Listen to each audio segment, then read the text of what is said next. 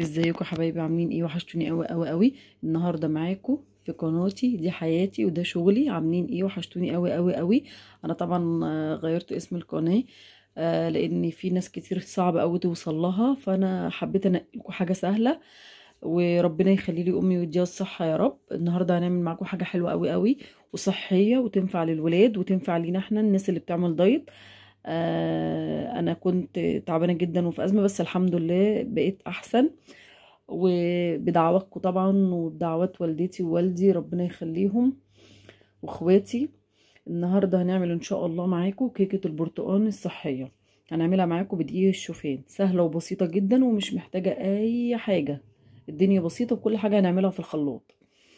معانا بيضتين، معانا كيسين عسل او معلقتين سكر دايت، معانا كوبايه شوفان، معانا ربع كوبايه عصير برتقال، ربع كوباية زيت، معلقة صغيرة بيكنج باودر، معلقة كبيرة خل، معانا بشر برتقان طبعا.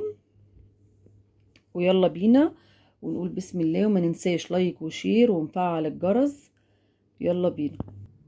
حطينا في الخلاط بتاعنا البيضتين، وحطينا بشر البرتقان والعسل الابيض.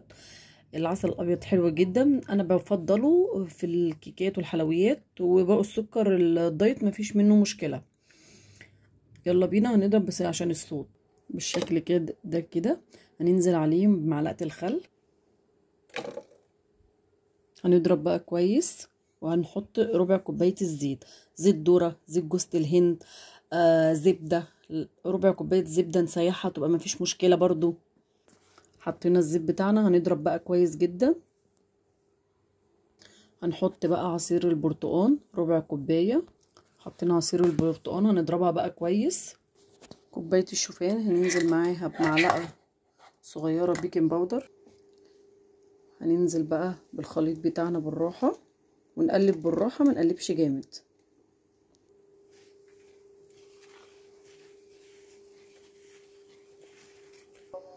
لو حسينا الكيك تقل معانا ولا حاجه بنزود معلقتين عصير برتقال او معلقتين ميه. تمام. انا هزود بقى ايه رشه بسيطه كده من بشر البرتقال، وهنقلب بالراحه كده زي ما احنا شايفين كده. هنجيب بقى معانا صينيه مقاس 20. دي صينيه كيك عندي بقى، كنت بعمل فيها تورت عشان ما عنديش صينيه صغيره مقاس 20. حطيت فيها ورقه زبده ودهنتها بالزيت بسيط، رشه بسيطه من الزيت. هنزل بخليط الكيك معانا، جهزناها زي ما احنا شايفين كده. وانا بصبها ولعت الفرن عشان اسخنه على درجه حراره 180. هندخلها الفرن لمده 35 دقيقه. الكيكه بتاعتنا هي ما طلعت من الفرن، شايفين شكلها وبصوا طريه ازاي. هنقطعها بقى معاكم، بس قبل ما نقطعها معانا صوص برتقان دوت، عصير برتقان نص كوبايه على معلقه كبيره من النشا، تقعد تتقلب على النار لحد ما تتقل، هتبقى بالشكل ده كده. هننزلها بالشكل ده كده اهو.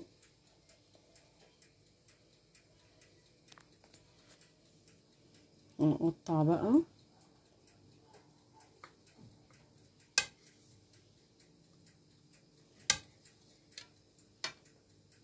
شايفينها جميله ازاي؟ بصوا وطريه ازاي. بصوا القطعه دي هتبقى السعرات الحراريه بتاعتها 120. لو مش هنحط معلقه الصوص دي هتبقى السعرات بتاعتها 110. بس عايزه اقول لكم حاجه تحفه جدا ومعموله في البيت، ولا مكلفه ولا اي حاجه، وكل حاجه موجوده عندنا. هو ممكن يكون دي الشوفان غالي شويه، بس احنا ايه عشان خاطر ايه نفسنا ناكل. بصوا شايفين دايبه ازاي؟ بصوا اهي، بصوا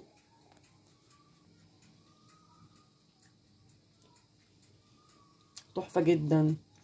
ما ننساش اللايك والشير ونفعل الجرس في قناتي دي حياتي وده شغلي.